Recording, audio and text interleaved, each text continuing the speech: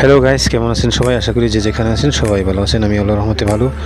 আমি কোনো অ্যামাজন কিংবা সুন্দরবন কিংবা রাজেন্দ্রপুর বনে নয়, আমি আছি বালুকা থানার বিখ্যাত সেই হবির বাড়ি বং। আমি ভিজিটর শফিক, আমার চ্যানেল ভিজিটর শফিক।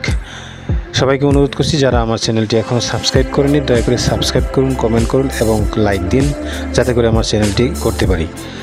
তবে ভিডিওটি শুরু করলাম। এখন সময় সকাল 11:45 এরকম বাজতেছে। আমি ঠিক হবির বাড়ি বনের মাঝখানে আছি। দেখতে পাচ্ছেন যে চারদিকে সবুজ আর সবুজ সবুজ গাছগাছালির সারি সারি, যেখানে ঘুরলে ফিরলে সবারই মন ভালো লাগবে। এবং এই বনে রয়েছে প্রচুর পরিমাণ বানর, যে বানরগুলি হঠাৎ করে চোখে পড়ে গাছপালা এবং গাছের ফলমূল খেতে দেখা যায়, ওটাও আরেক ধরনের আনন্দ। আমি এখন হবির বাড়ি বনের ঠিক মাঝখান দিয়ে পূর্ব দিকে যাচ্ছি। বনের ভিতরে কিছু কিছু বাড়িঘর রয়েছে, যেগুলো আপনারা এখন দেখতে পাচ্ছেন। এই বাড়িঘরগুলো পেরোলেই দেখা যাবে ঘন জঙ্গল, যেখানে কোনো লোকালয়, কোনো ধরনের বসতবাড়ি কিছুই নেই। একেবারে ভয়ভীতি হয় ওই জায়গা দিয়ে গেলে। আমি এখন যে স্থানটিতে আছি, এখান থেকে প্রায় 3 থেকে 400 মিটার পর থেকেই আবার বন শুরু। আপনারা ওখানে যাবেন, দেখবেন, আসবেন। এবং যারা আমার ভিডিওটি দেখছেন সবাইকে অনুরোধ করছি, ভিডিওটি না টেনে শেষ পর্যন্ত দেখতে থাকুন।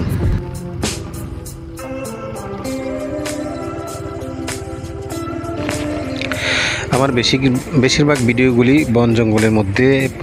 আমি একজন বাইকার।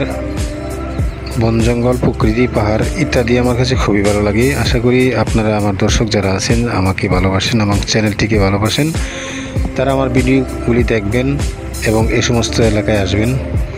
তবে এখানে আসতে হলে ঢাকা ময়মনসিংহ হাইওয়ে রোড থেকে সিস্টোরের আগে এবং মাস্টারবাড়ি নামক স্থান তার পরে, অর্থাৎ মাস্টারবাড়ি থেকে উত্তরে, সিস্টোর থেকে পশ্চিমে, ডালিবাড়ি মোড় থেকে সোজা পূর্ব দিকে আসবেন। 3 থেকে 4 কিলোর মধ্যে আপনি পেয়ে যাবেন এমন সুন্দর বন, যা অসাধারণ। দেখলে সবারই মন ভালো লাগবে। এখন যে স্থানে আছি, এখান থেকেই লোকালয় শেষ। আর একটু এগুলোই দেখবেন বন আর বন, দেখলে আসলে অনেক ভালো লাগে সবার। তবে আমার খুব ভয় লাগতেছে, কারণ শুনেছি যে যাকে যাকে বানর আক্রমণ করে। তবে আমি একা মোটরসাইকেল দিয়ে যাচ্ছি, কোনো লোকজন নাই। দেখতে পাচ্ছেন সামনে বনটি শুরু, একেবারে নির্জন, নিস্তব্ধ। দোয়া করেন যাতে করে আমি আমার এই ভ্রমণটি বনের মধ্যে দিয়ে শেষ করতে পারি এবং আপনাদেরকে সুন্দরভাবে উপস্থাপন করে উপহার দিতে পারি।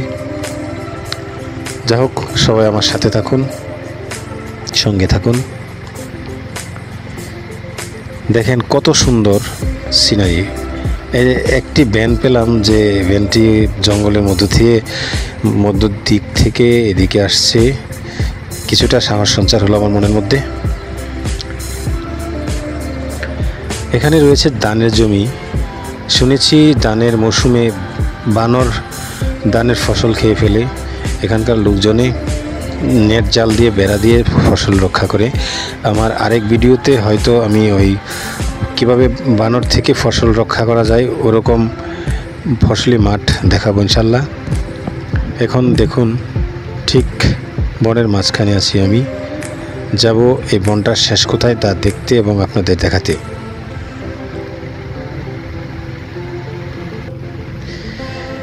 বাম পাশ দিয়ে আরেকটি রাস্তা ওদিকে চলে গেছে। আমি ওদিকটা না যেয়ে সোজা যাচ্ছি, দেখি সামনে কি রয়েছে আমাদের জন্যে। দেখুন, একেবারে মনে হচ্ছে যে আমি বান্দরবন কিংবা রাঙ্গামাটি এরকম জায়গায়, পাহাড়ি জঙ্গলের ভিতর দিয়ে যাচ্ছি, এরকম একটা ফিল। এর আগে আমি বান্দরবন, খাগড়াছড়ি এবং রাঙামাটি বিভিন্ন স্থানে গিয়েছি। দেখেন 2জন লোক মোটরসাইকেল নিয়ে দাঁড়িয়ে আছে। কিছু জিজ্ঞেস করলাম না, ওনারাও আমাকে কিছু বলে নাই। জানি না ওনারা কি এখানে লোকাল না আমার মতো দেখতে আসছে, ওটা ওদের বিষয়। যাই হোক, সামনে আগাই। দেখি কি দেখা যায়। দেখেন সামনে লেকের মতো দেখা যাচ্ছে, সুন্দর পানি জলমল করতেছে, নীল আকাশটা যেন পুকুরের মধ্যে ভাসতেছে এরকম দেখতে পাচ্ছেন।